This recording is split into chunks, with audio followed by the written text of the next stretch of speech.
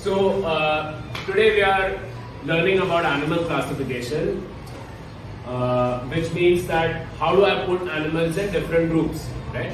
Now you might wonder that we are humans and we are studying about animals and their classification. So what is the reason? क्या जरूरत है? Like हमको क्या लेना देना है? We are humans. Why do we need to study about animals? What do we have to do with studying animals? Anybody? Yes, Achal. I think we are studying about animals as well because apart from human there are other living organisms on earth, so we should study about them also. So anybody wants to add anything to Achal that I agree that there are more organisms present on earth apart from humans, but why do we need to study them? If I know how they live and what their characteristics are, how is it personally helping me? Like, do we have any kind of relationship with the animals? Yes, Umayam. Like there must be some common ancestor between animals and human beings also. Yeah, so one thing Umayam is suggesting that we get to know about evolution, like we get to know more about how evolution happened and some clues about evolution. When we study about animals, we get to know about do we have any common ancestor with the animals. That could be one reason. Is there any other reason why we need to know about animals? Yes, Adipana. Some animals are poisonous and also some animals are useful to humans for some research and making medicine, so they should learn about it. Okay, great. So use of animals, right? Like excellent point. Like we depend on animals for several different things. For food, for making clothes, right? So we get silk from silkworms, we get wool from sheep, right? We saw how animals are useful to us, right? That is why we need to study animals. Is there any other relation between humans and animals also? Like for example, I mean, are we doing something that is harming animals because of which also we need to study animals? Because do I have to think that any of my activities is harming animals? Like that could be another reason that I need to study animals, because we live amongst animals, right? Yes, Nitin. If we throw plastic in the oceans and river, the marine animals get affected from that. Right, if we throw plastic in rivers, marine animals get affected. Anybody else? Yes, Kajal. I think there are so many effects that affect animals, and one of the biggest effect is, I think, cutting animals, because that is reducing the number of animals. Okay. Yes, Achal. I think some reasons that we are doing activities that is causing animals are when we transport oil from the ship. Sometimes the oil gets spilled and it affects the aquatic animals because they are not able to survive inside because of the oil. And also when we construct dams and also when we build windmill inside the ocean, so the animals are affected because of it, because they cannot swim correctly. And also the most important is I think the dairy industries are doing very crucially. They are hurting the cows and they are making them forcefully give milk again. Right. So excellent point. So we had some points where we saw which we studied in the environmental conservation chapter, right? That we are building dams, we are cutting forests, we are throwing garbage and plastic into the oceans, and because of a lot of these things, which are essentially human activities, the animals are getting harmed. Do you understand that? So now we are going to see what corals are. These colorful little animals that you see in this picture over here, they are corals. And why are corals important for us, or why are corals useful for us? Point number one, these are at the bottom of the ocean, and there are a lot of fish and other marine animals like turtles. They find their home, they find their habitat around the coral reef, right? Coral reef is where a lot of corals are living. So basically, having a lot of fish growing there, how is that useful to me? Right? Corals support growth of fish and other marine animals. How is that useful to me? Yes, sir. That when we go for fishing, when there are lots of fish available at one place, so we can hunt easily. Great, exactly, right? For fishing, we eat lot of population of the world. We eat fish, and they are dependent on fishing. So, if the corals are supporting the fish habitat and fish breeding and other marine animals, it's directly helping us get fish production, right? Second thing, the corals stop waves, right? Waves coming with a high speed.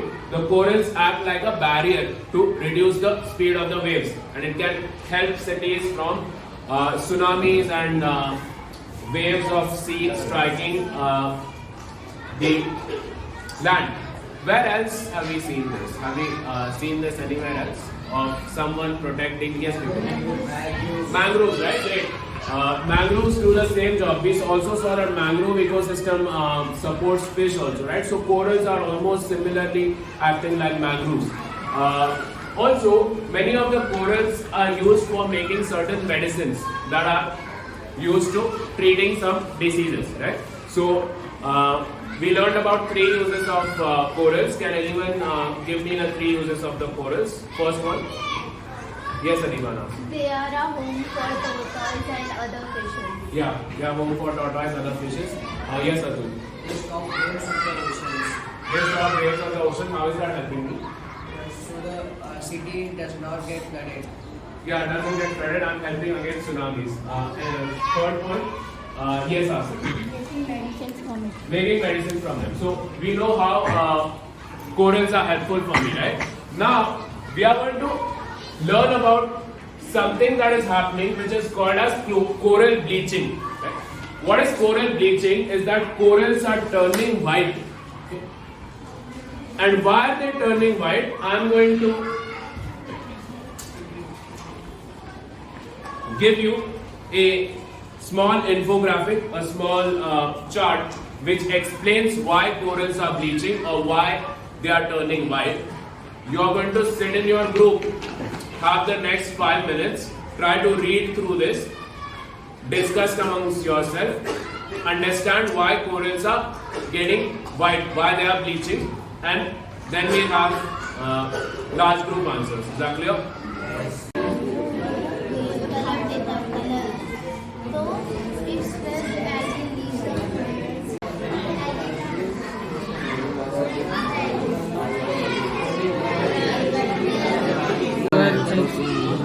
In sunlight, when temperatures are high solar erect. So यहाँ पे there are some sacs that did have, right? जहाँ पे वो algae रह रहा है, तो ये उसको खा रहा है basically, समझना? अभी जब भी temperature of ocean increase होता है global warming की वजह से, तो ये जो algae है वो उसको छोड़ के चले जाते हैं, leaving sacs. So now the coral doesn't have any food anymore, right? Because these algae, the zooxanthellae algae, the corals were dependent on the zooxanthellae algae for their food. So now the ocean temperatures are increasing. These algae are leaving. And why do you think this turned white? It is getting color because of algae. Once that is gone, its food is also gone, and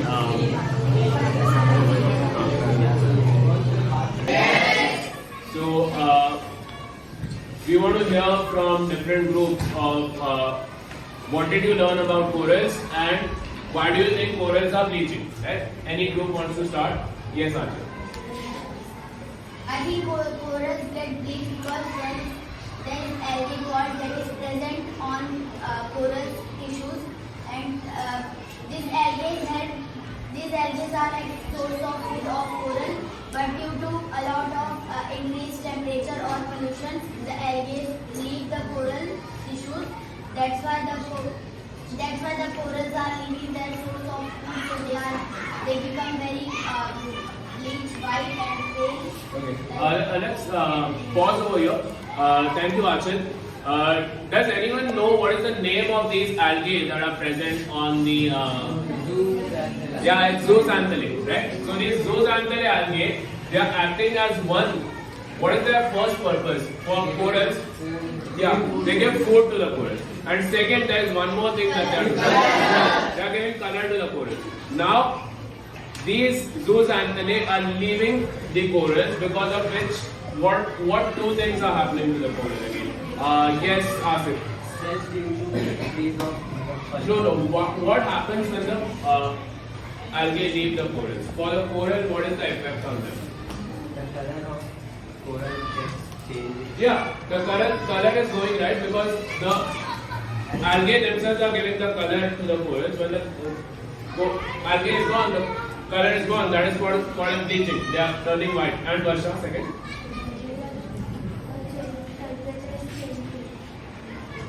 No. What is the effect on the corals? The algae are leaving. What is the effect on the corals? Yes, sir. Yeah, they become weak. Why do they become weak? Yes, Vipin. Food shortage. Food shortage. Yeah, there is food shortage because of which they are becoming weak. What else? They are getting diseases. Yeah. So basically, they were a habitat for fish and other marine species like turtles. Now, because of the zooxanthellae leaving them, they are almost dying. So they won't be used to us, right? They won't be of use to us. Now let us focus on why is that happening. Why are the zooxanthellae algae leaving the corals? Yes, Umar Habiba. Because there is a rise in temperature, so the algae are leaving. Great. Can someone explain why is there a rise in temperature? Atul said that the temperature is rising because of climate change. Can someone explain why, because of climate change, temperature increases? What is the exact reason behind it? Yes, Kajal. Yeah, the exact reason is line between human activities, how we are burning fossil fuels, so the amount of CO2 is increasing in the atmosphere, and that is causing high. Yeah, the amount of CO2 is increasing because we are burning a lot of fossil fuels, right? And the CO2 is a greenhouse gas, so it captures heat around the earth, and that is causing ocean temperatures to increase. Does that make sense? Yes. So how? Yes. I have one more reason that increases the temperature. When there are low tides, the sunlight directly falls on the corals, so that's why the temperature. Yeah, there are excessive low tides, so the corals are getting exposed to the sun directly. That is also the reason there is high temperature, right? Yes. So we saw that because of human activities like burning of fossil fuels, the temperatures are increasing. There is global warming. Because of that, who is getting affected? Corals. In turn, are we getting affected back? Are we getting affected back? Can someone explain how? Yes, Vipin. Because where the corals protect us from the tsunamis and floods. If the coral gone, then there is nowhere to stop high waves from the sea. Yeah, the corals are protecting us from tsunami. What else is gone from us? Yes, Umar Habiba. Well, actually, corals are a house for fishes, so we won't be able to fish. Right, our fish source is gone. What else? Yes, Habiba. The fishermen are getting unemployed and they are not getting their money source. Yeah, economic effect on the fishermen. That whole living is affected. Yes. Our source of medicines is getting reduced. Great. Our source of medicine is also getting affected because corals are providing us with certain kind of medicines. So you see how there is a relationship. Like we are doing some activities because of which the corals are getting affected. Because of which back again we are getting affected. Does that make sense? Yes. So the reason for studying animals and animal classification is that clear for you now? Like why do we need to study animals? Because we have a relationship with animals and we get stuff from animals. Animals get affected because of us and we share that relationship, right? So if we live in harmony with animals, if we live so that we are protecting animals, and in return we are already getting a lot from animals, but it's our responsibility to protect animals and conserve the wildlife. Does that make sense? Yes.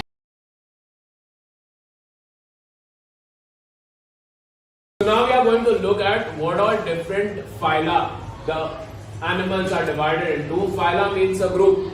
Okay, there are different groups in which I put animals according to their similarity in characteristics. If a particular group of animals have similar characteristics, I put them in one phylum. Clear? So like that, we have 10 phyla over here, right? Starting from Porifera to Chordata, we have 10 groups over here, and the first 9 groups are called as non-chordates. That means they don't have a rod-like structure in them, which is called as notochord. They don't have it.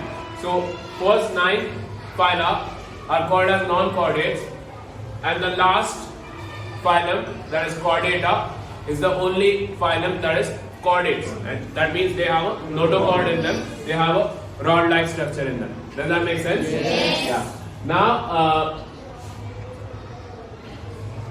before we even look into what animals are there in each of this phylum, we need to know how the classification is done, on what basis the classification is done. So to start with that, we want to first look at germ layers. What are germ layers? Germ layers are certain layers that are present in the embryo. Right? Embryo is when the initial phase of development of a baby. There is embryo, right? Yes. So in certain animals, there are 2 layers that are formed in the embryo, and these layers are called as germ layers. The germ layers later develop into tissues and organs. When the baby will become big, these germ layers will develop into tissues and organs, right? For some animals, there are just 2 germ layers, that is ectoderm and endoderm, right? Over here. For some animals, there are 3 germ layers, ectoderm, endoderm and mesoderm, right? So the animals that have 2 germ layers are called as diploblastic, and the animals that have 3 germ layers are called as triploblastic. Okay? Can we pronounce it together? Diploblastic. Diploblastic. Triploblastic. Diploblastic. Can someone tell me what are diploblastic animals? Why are they called diploblastic? Yes, Krishna. Because they are in the initial stage, in the embryonic stage, they have only 2 germ layers. Great, that's it. Right, in the embryo, they have 2 germ layers. That is why they are called as diploblastic. And can someone tell me what are triploblastic animals? Yes, Bipin. Triploblastic animals are who have 3 germ layers in their embryo. Yeah, they have 3 germ layers in the embryo, right? So simple enough, you can remember this figure of how 2 germ layers look like, how 3 germ layers look like. Now, animals that are less complex, smaller animals, are usually diploblastic. Bigger animals, when they become more complicated, they become more complex, their body becomes more complex, they are triploblastic. Okay? And these phyla are arranged such that the phylum at the top is the least complex animal, right? Smallest animals, and they become bigger and bigger as we go down, right? Chordates are the most complex. They have more complicated structure. They are bigger animals, right? So animals at the top are diploblastic. Animals going down will become triploblastic. Does that make sense? Yes. Yeah. So now you want to remember that only 2 phylums are diploblastic. The Porifera and Cnidaria are diploblastic. All the rest, okay, are triploblastic. Okay, easy to remember. Yes. The first 2 phyla, which are the smallest animals, Porifera and Cnidaria, they are diploblastic, and all the rest of the phyla are triploblastic. Does that make sense? Yes. So this is the first category in which classification is done. Now we go to the next category, that is called as coelom. Can we pronounce this? Coelom. Coelom is a body cavity. What is a body cavity? It's a hollow space in the body. It's a hollow space between the outer body and the inner organs. ये body का wall है और अंदर organs है, body का wall है और अंदर ऑर्गन्स है, उन दोनों के बीच में there is a hollow space. If there is a hollow space, that is called as coelom, or that is called as body cavity. Clear? Yes. There is a outer wall, like we have an outer wall, right? And there are organs inside. If there is a space in between, that space is called as coelom or body cavity, right? Certain animals have that space, certain animals don't have that space, right? Which animals do you think don't have that space? Smaller animals or bigger animals? Smaller animals don't have that space, and bigger animals have that space. Let us look over here. This is planaria over here, right? Yes. I'm cutting it. How does it cut? How does its cross section look like? Can you see that there is all red over here? There is no space, no body cavity over here. So such animals are called as acellulant. Acellulant means they have no cavity, right? Clear? Yes. Then I'm taking Ascaris. Ascaris is an intestinal worm, and I'm cutting it. It's a round worm, right? I'm cutting it. I can see that there is a body cavity over here, but this specific phylum, I call that cavity as a false cavity. There's only one phylum, Aschelminthus, where the body cavity is false cavity. And if I take an earthworm, this is the earthworm, I cut it, I will see a cavity. Can you see that there is spaces over here? Yes. Yeah. That is the true cavity, and I call them eucellulant. Okay? Yes. So the initial three phyla, Porifera, Nidaria, and Platyhelminthes, they have no cavity, so they are called as acellulant. Right? Can we pronounce acellulant? Right? There's only one phylum, very easy to remember. There's only one phylum, that is pseudocellulant, which means it has false cavity, that is Aschelminthus. Right? Yes. That's pronounced pseudocellulant. Pseudocellulant Means false cavity. means false cavity. Who has it? Aschelminthus. One of the examples of Aschelminthus is the Ascaris. Right? Anybody knows any other example of Aschelminthus? There is a worm that Loa, great. Yeah, Loa is an eye worm that is in the Aschelminthus category. If you cut it also, you will see that there is false cavity present in it. Below that, everyone from Annelida, Arthropoda, Mollusca, all the Chordata, all the chordates also, they will have eucellulant or a true cavity. Make sense? Yes. Right? What is symmetry? If I cut something into two parts, do I get equal parts? Parts that look equal to each other or not? Okay? There are three types of symmetry. Let's start with this. It's an animal from the Porifera phylum. It's called as a sponge. Right? If I try to draw a axis over here, in the center, do I see that this part and this part looks exactly same to each other? No, right? If I draw an axis this way, do I see that they are exactly same? Do you think that there would be any axis along which if I cut, there will be two equal parts? No, right? So these kind of animals where no axis can divide them into two equal parts are called as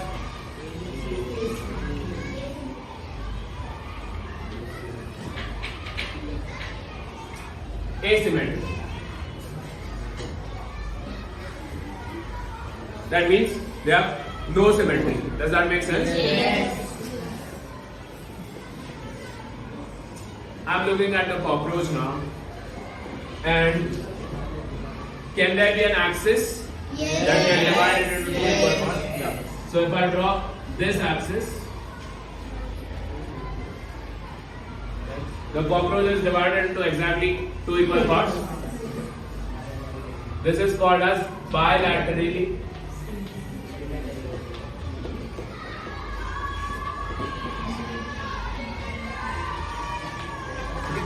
if I draw this axis, Is it two equal parts? Exactly equal looking parts? No. There's something else over here. There's something else over here. Does that make sense? Yes. Can someone explain me what is bilateral symmetry? Bilateral symmetry कोई explain कर सकता है? Yes, Varsha.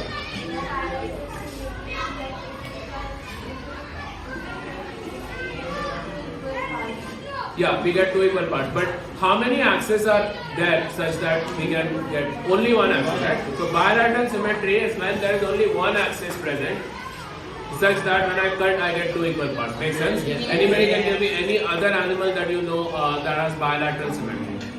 Yes, Atul? Human has bilateral symmetry. Nitin, any other animal? Goat has bilateral symmetry. Correct? Cat has bilateral symmetry.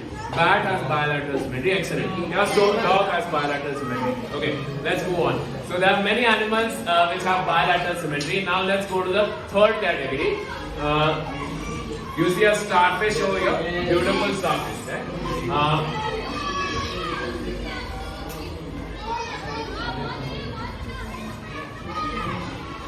I am drawing this axis. Is the starfish getting divided into two equal parts? Yes? Great. Do you think there's any other axis that can divide it into two equal parts? Probably you want to show? Just hold the scale and show. Do you think that is two equal parts? Be careful. Little bit here, right? Yeah, this should pass from here, right? Leave it. Like this, right? Yes. Now it's two equal parts? Yes. Clear? Yes. Is there any other axis that can divide? Yes.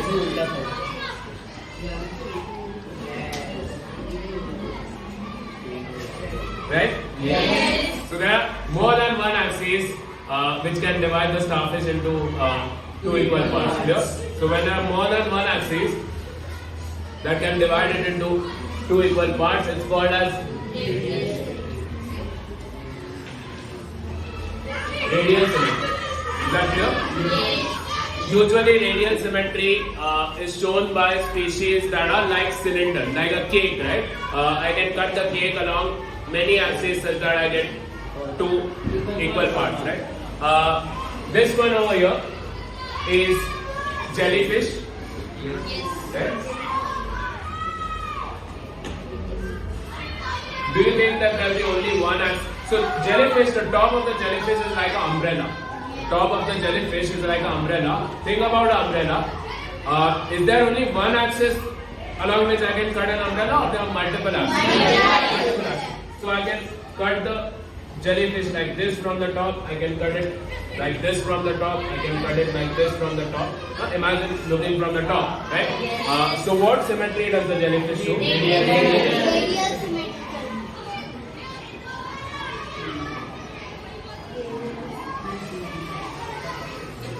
So it shows radial symmetry. Is that clear? Yes. So what are the three types of symmetry we saw? First one was asymmetrical, doesn't have any symmetry. Bilateral symmetry. Radial symmetry. Is that clear? Yes. Let's go to the objective for today. The objective for today is we will be able to understand the characteristics of the phyla. We are going to only look at 4 phyla out of these 10 phyla today and go in deep. Clear? And the 4 phyla we are going to choose are Porifera, Cnidaria, Arthropoda and Echinodermata. Right? Let's start with Porifera. Porifera species look like these, and we are going to read from the textbook as we are going to learn about their characteristics. Okay? So let's read from the textbook. These animals are with simplest body plan and are called as sponges. Can we circle or highlight sponges? Yes. Great. They bear numerous pores. Pores means small holes. Okay? They have small holes on them, and these holes are called as ostia and oscula. These are aquatic animals. That means they live in the water. Their body is asymmetrical. Can you remember that their body is asymmetrical? Great. They have special type of cells that are called as collar cells. Okay, this is a very peculiar thing. Can we circle or highlight collar cells? And in the figure, can you see collar cells being shown over here? Yes. These animals are always attached to substratum. Underline substratum, right? Base. Okay, they are always attached to a base. Okay? Base means they are at the bottom of the sea floor and they are attached to a base. And hence they do not show any locomotion. Locomotion means movement. Okay. So they are always attached to a base. Okay? And they do not show any movement. Hence they are called as sedentary animals. Circle sedentary. Sedentary का मतलब कोई बता सकता है? Sorry? Sitting. They are sitting at one place. They are sedentary means sitting at one place. They don't move. They are attached to a base. Is that clear? Yes. Their spongy body is supported by spicules. Spicules are like small thorns. Okay? On their body, they are like small thorns, and they are made up of calcium carbonate. Clear? Yes. These animals feed on small organisms taken in their body with water. So पानी से जो भी छोटे छोटे animals उनके अंदर आ जाएंगे, उनको वो खा लेंगे और फिर पानी को बाहर फेंकेंगे. The water is taken through ostia. Water comes in through ostia. Ostia is a type of hole or pore, right? And it is given out through oscula. Does that make sense? These animals reproduce by budding. कैसे reproduce करते हैं? Budding से reproduce करते हैं. और examples क्या है इनके? साइगॉन है, बाथ स्पंज है और दो एग्जांपल्स दिए. Is that clear? Yes. So we have few examples of this phylum. Any questions about Porifera? No. Understanding any? Yes. Collars are the name of a cell over there. On page number 64, even the cell is separately shown to you over here. Right?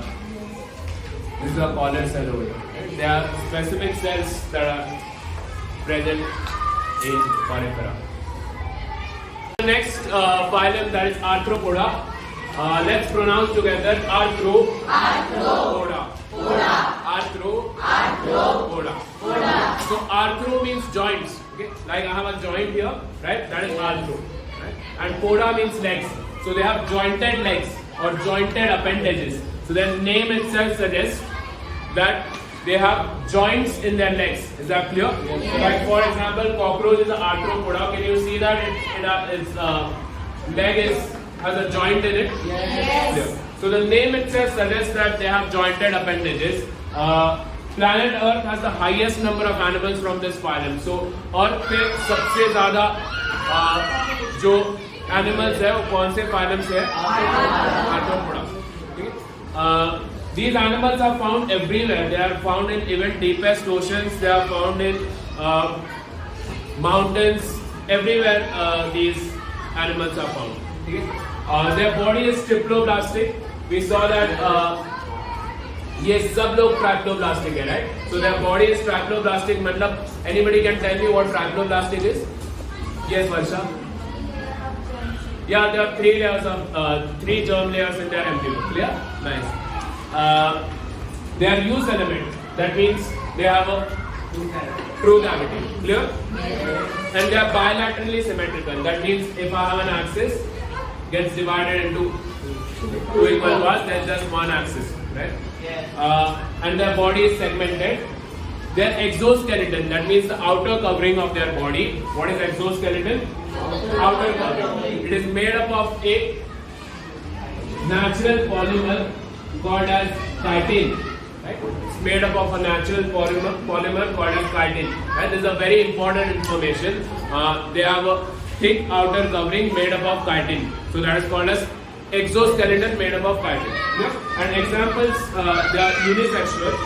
And the examples of these animals are crab, spider, scorpion, millipede, centipede, cockroach, butterfly, honeybee. Right? All of these, you can see that photos on next page over here.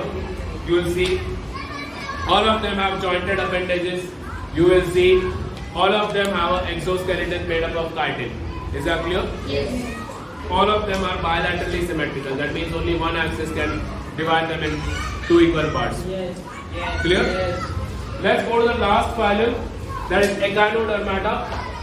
It's over here. And one excellent example of Echinodermata is the starfish. Let's read. Calcareous spines are present on the body. Spines are like small thorns. And calcareous means they are made up of calcium carbonate. So underline calcareous, right? Made up of calcium carbonate.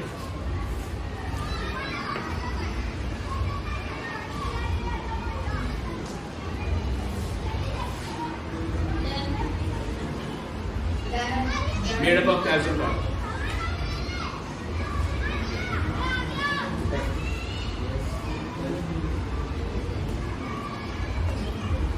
Next, they have tube feet. Very important information that उनके पास tube feet है. Can we circle and highlight tube feet? Great. They have good ability of regeneration. What do you mean by that? Anybody can tell me what is good ability of regeneration? Yes, Krishna. Where some oil can be are cut, then they can regenerate. Great. For example, if one part of the starfish gets cut, it can grow that part back again, right? That is called as regeneration, right? So these Echinodermata animals have good ability of regeneration. They are mostly unisexual, and examples of these animals are starfish, sea urchin, sea cucumber, right? So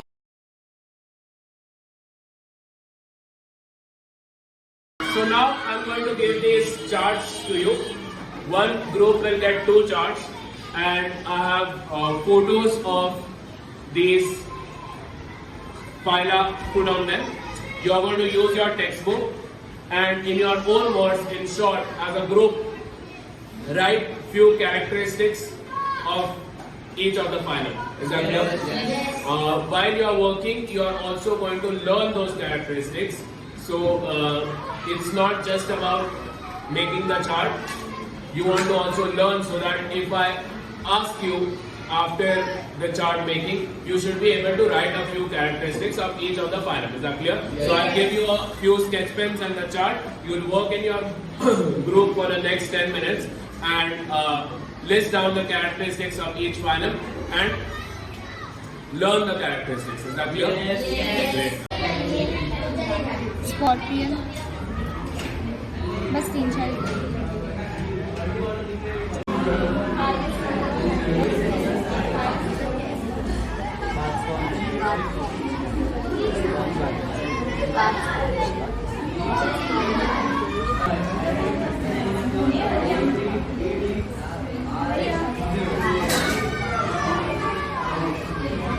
These animals have special type of cell called molars. All in have a brain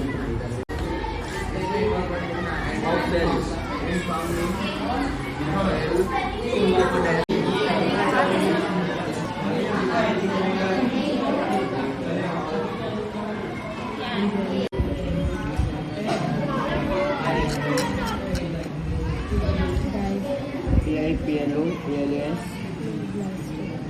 Before I give you a short exam, we'll just quickly recap a few characteristics of each phylum. Okay. Can I have someone give me a few characteristics of Porifera? Yes, Ms. Bashir. Yeah, they have asymmetrical body. Yes, Ms. Musa. They have collar cells. Great. Third, Asif. Yeah, they are always attached to a base. Therefore, they are called as no. Sedentary. Yes, Raj. They have special type of cells called as polar cells. Collar cells. Yes. Yes. They are spicules that made up of calcium carbonate. Yeah, they are spicules made of calcium. They are diploblastic. They are diploblastic. Yes. They are called as They are called as sponges. sponges. Great. Yeah, asymmetrical body. Yes. They reproduce by budding. Yeah, they reproduce by budding. They Yes. are They have good ability to regenerate. Yeah, they have, but that's more of a characteristic of Echinodermata, right? But yeah, they have ability to regenerate. Yes. They are asymmetric. They are asymmetric. Yeah, no body cavity. Yes, Raj. They take water from ocean and take up from Yeah, they take water from ostia, take out from ostula. Yeah, sure. That's a good amount of characteristics. Can we move on to the next phylum, that is Cnidaria? Can I have some characteristics of Cnidaria? Yes, Varsha. They have radiant. Yeah, they have radial symmetry. Great. Yes, Krishna. The structure of these animals can be a cylindrical or a umbrella-like. Yeah, cylindrical or umbrella. Great. Yes, Ms. Ba. Yeah, they have tentacles. Do you want to add something to They it? have tentacles with the cnidoblast which inject toxins. Yeah, they have tentacles with cnidoblast. They inject toxin or poison in someone's body. Yeah, If they are cylindrical, they are called as polyp, and if they are umbrella-like, they are called as medulla. yeah, cylindrical ones are called polyps. Umbrella-like are called as medusa. Great. Yeah. Examples are Hydra and sea urchin. Yeah. No, not sea urchin. Examples are hydra, coral, jellyfish. Yeah. Anybody can tell me why when we catch jellyfish in the hand we get irritation? Yes, Vipin. Because by all their tentacles, there are present cnidoblast which inject toxins and we Great, love that. Let's go to the next phylum, that is Arthropoda. Yes, Ms. Park. They have jointed. Great, classic arthropoda jointed appendages. Yes, Doctor. Exoskeleton is made up of chitin. Exoskeleton is made up of chitin. Great. Yes, Ajay. Earth has highest number of insects. Yeah, Earth has highest number of animals from this phylum. Yes, Raj. Triploblastic. They are triploblastic. Yes, They are Umayya. bilateral symmetrical. Bilaterally symmetrical. Yes. Sorry. Yeah, you said it. Great. Yes, anything else? Sir, they have X, yeah, Unisexual. Okay. Next one is Echinodermata. Let's start with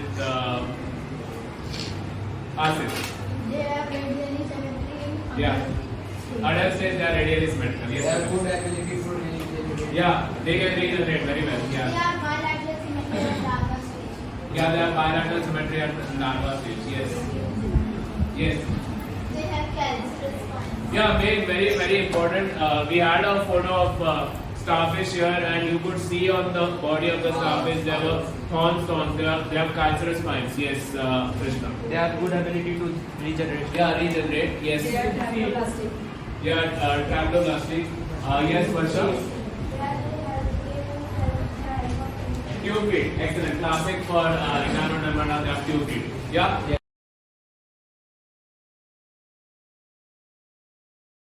Okay, so I would request you to put everything inside, and I've also cleared the board. I'm going to give you a short exam, and that's the last part of this class.